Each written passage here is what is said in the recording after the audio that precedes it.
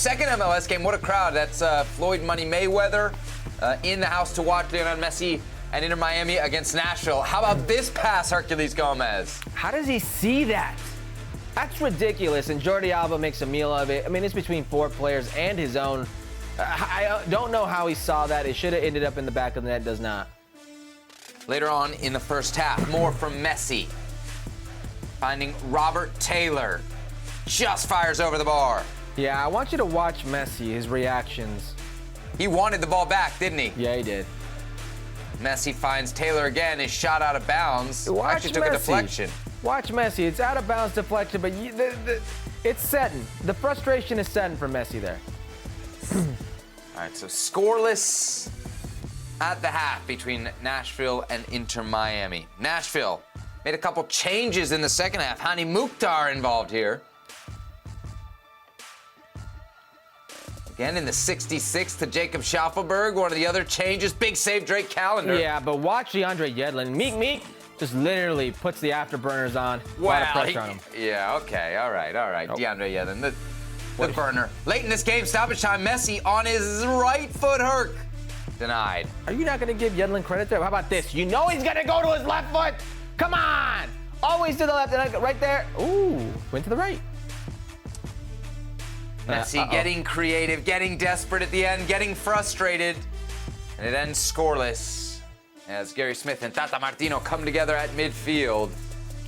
Here's a look at the bottom of the Eastern Conference. That's where we find Inter Miami. Remember, they got to get up into that top 9. And with 10 games left for Inter Miami, they got 13 points to make up to the Chicago Fire. All right, Herc, feels like dropped points for Inter Miami here. Would you agree? Absolutely. You're playing at home. You picked up a great victory against the Red Bulls in New York, away from home.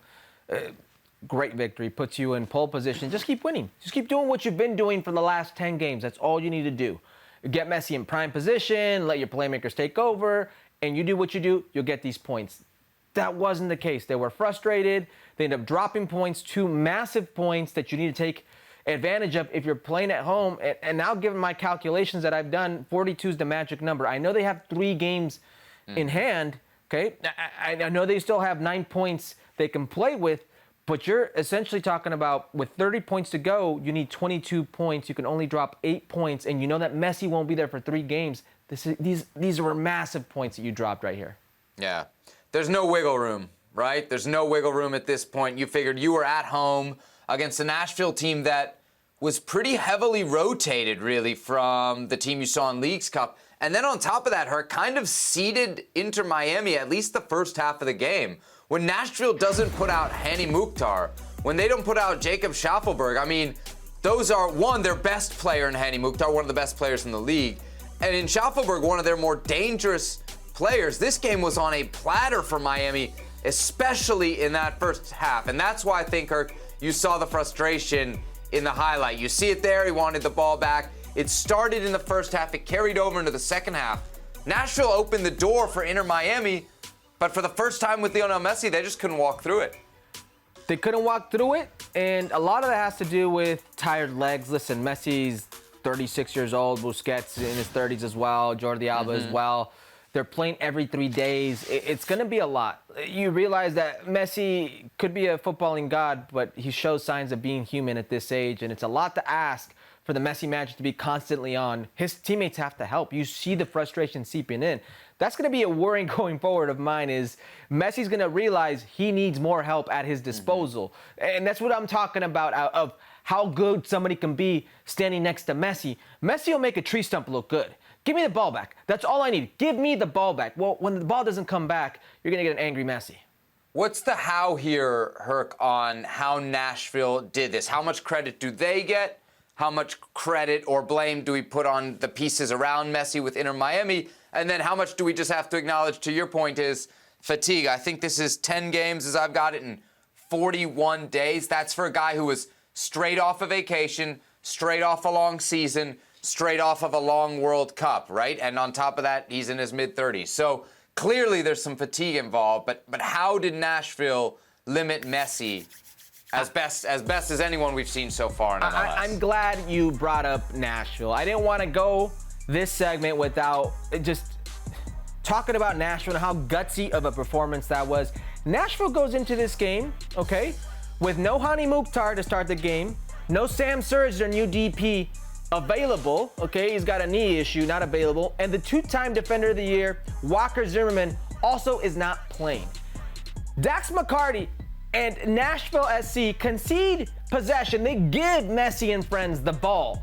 It was 70% possession for Messi, 70% possession for Inter Miami.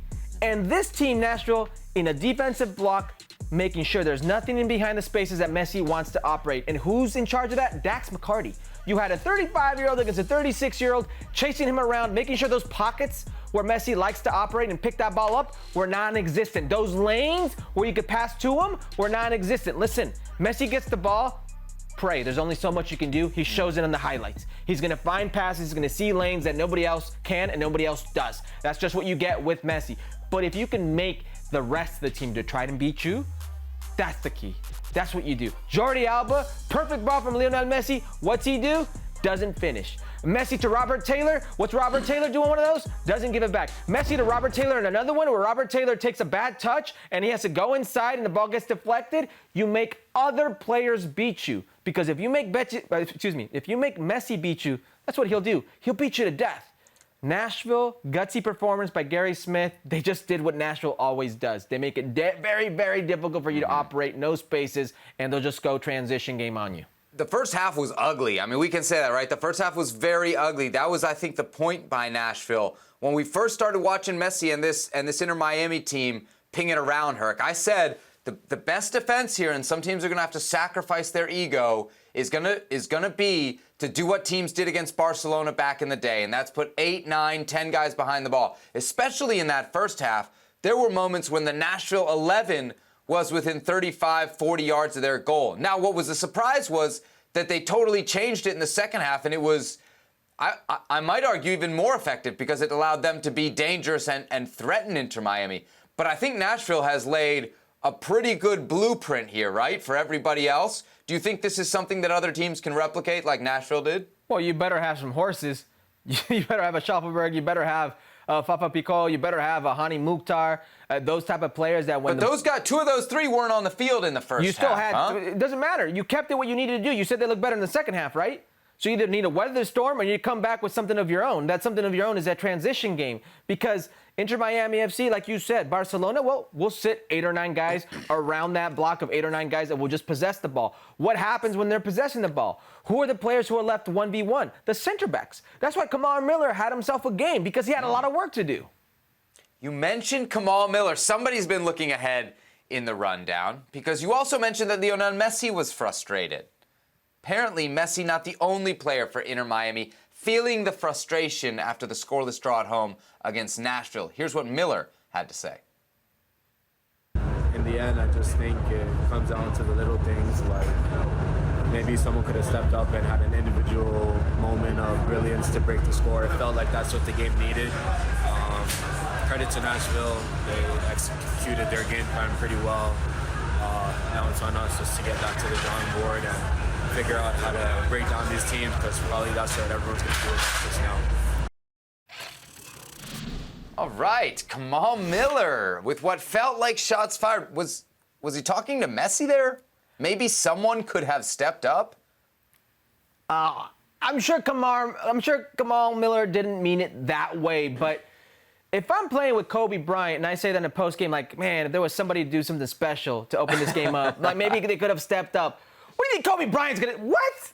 Seriously, what do you think Messi's gonna say? Like, what? Because if anybody's gonna come up and step up with an individual moment of brilliance, who do you think would be for Inter Miami? It would be Messi. So I could see why that may look like shots fired. Help Messi. Help Messi. Like, what's he need to do? What else does he need to do? 11 goals, 3 assists in 10 games. He's been at the front. I would have said hand, but he's at the front of everything good for Inter Miami. Can somebody else step up? Where's the Robert Taylor that we saw in the opening games? Where's the Joseph Martinez that we saw in the opening games? Where are these players? Facundo Farias, who came off. Huh? Where's he? What about Diego Gomez? What about those players? Is he just going to get yelled at by Messi? When are they going to step up? You need to constantly step up. Messi draws the attention. Help him.